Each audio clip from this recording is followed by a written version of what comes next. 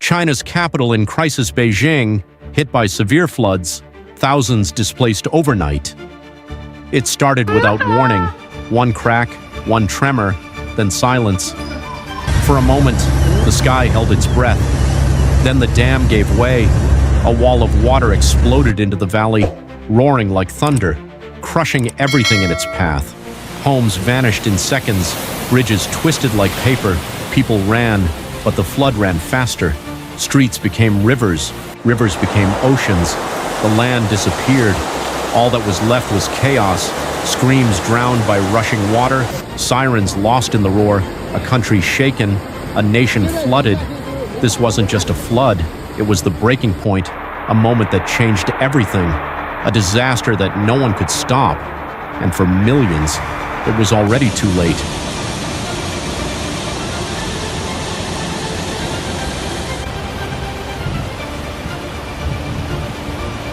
The dam's collapse was just the beginning. Like falling dominoes, one failure triggered another.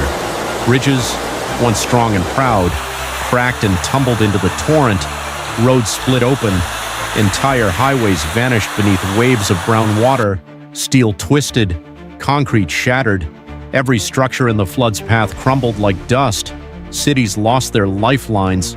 Trucks halted. Ambulances stranded. People trapped on rooftops, cut off by the broken veins of their nation. Infrastructure, once symbols of progress, became ruins swallowed by the river. It wasn't just water breaking barriers, it was nature tearing down what humans had built. No one could predict how fast it happened. No one imagined bridges could fall so easily, but they did, and with them, hope began to sink.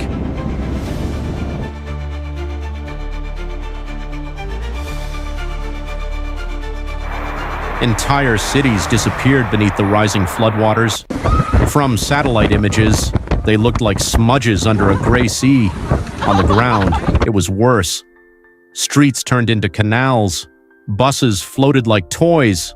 Apartment blocks stood like islands, powerless, surrounded by silence.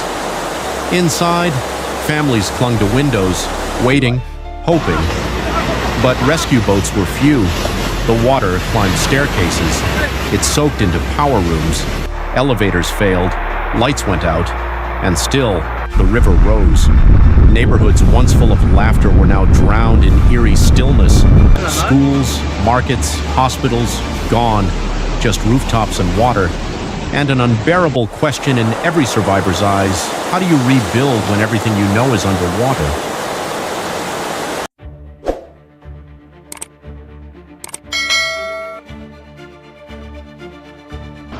Then came the mountains. What the flood didn't drown, the earth swallowed. Torrents of mud roared down the hillsides. Landslides, massive and sudden, tore through villages with no warning. Homes were ripped from their foundations. Trees snapped like matchsticks. Roads vanished under waves of rock and soil.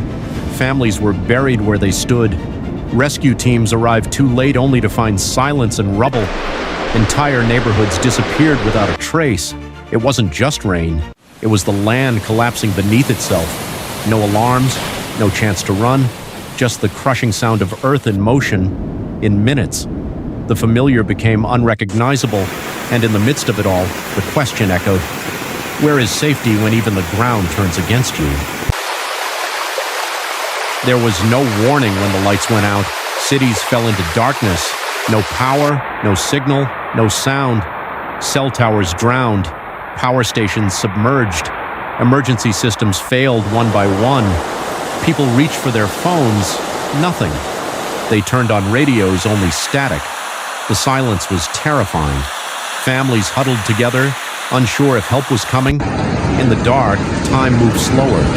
Every hour felt like a day. Outside, only the sound of water, endless, unstoppable. Inside, only the pounding of hearts. Cut off from the world, they became invisible, forgotten. Hope flickered like dying candles, and in that silence, the true weight of the disaster settled in. Not just destruction, but isolation. A nation left in the dark, both literally and utterly alone.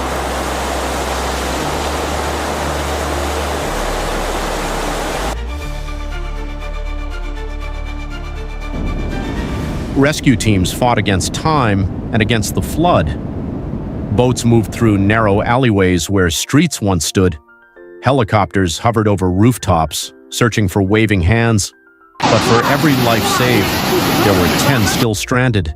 Some clung to trees, others screamed from balconies. The water was too deep, the currents too fast. Roads were gone, landmarks erased, GPS was useless. Every mission was a gamble, and still, they tried. Firefighters, soldiers, volunteers, drenched, exhausted, but refusing to stop. They pulled children from windows, carried the elderly through waist-deep water. Every rescue was a miracle, but the need was endless, the disaster too large. And in every rescuer's eyes, one truth: we were not ready for this, not even close. Amid the chaos, deeper cracks began to show, not in the ground, but in the system. Flood warnings came too late or not at all. Critical infrastructure had no backup. Drainage systems were overwhelmed in hours. Emergency shelters were too few, too far. The response was reactive, not prepared. Promises of safety had drowned with the streets. People asked, where were the sirens, the alerts, the plans? What failed wasn't just concrete, it was trust. Years of warnings about infrastructure neglect now echoed louder than any alarm. And when the water receded, what remained was more than mud. It was the unbearable truth that many of these deaths were not just tragic, but preventable. And the silence from above was deafening.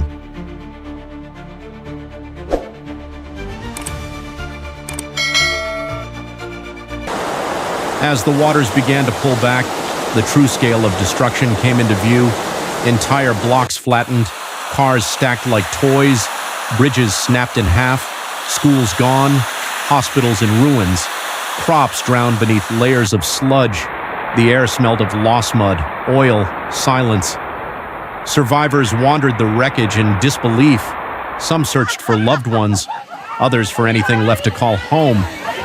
Children asked when they could go back to school. No one had an answer. The economy bled quietly. Supply lines broken, shops shuttered, factories silent. Recovery wasn't a question of days, it was years. And even then, some places may never return. Because what was lost here wasn't just property, it was stability. And for many, the sense of safety may never come back.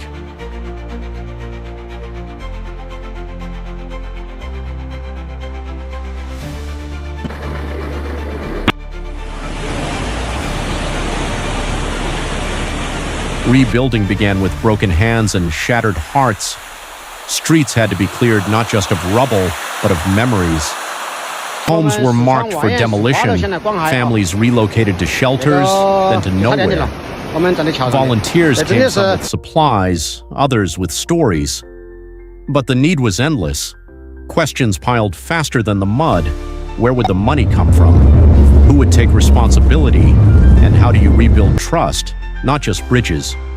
Some towns tried to restore what was. Others dared to imagine something safer, stronger. But nothing could erase the fear. Every cloud now looked like a warning. Every river, a threat. The recovery wasn't just physical, it was psychological. And the hardest part wasn't rebuilding walls.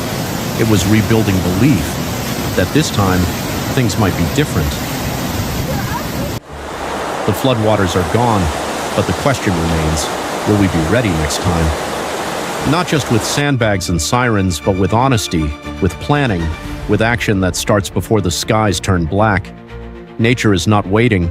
Storms grow stronger, rivers rise faster, dams age, warnings fade, and memories, as always, blur. But pain has a way of etching lessons into history. The next disaster is not a matter of if, but when, and when it comes, what will we say that we knew, that we saw it coming, that we had the chance to prepare and didn't, or will we finally break the cycle? The choice isn't theirs, it's ours.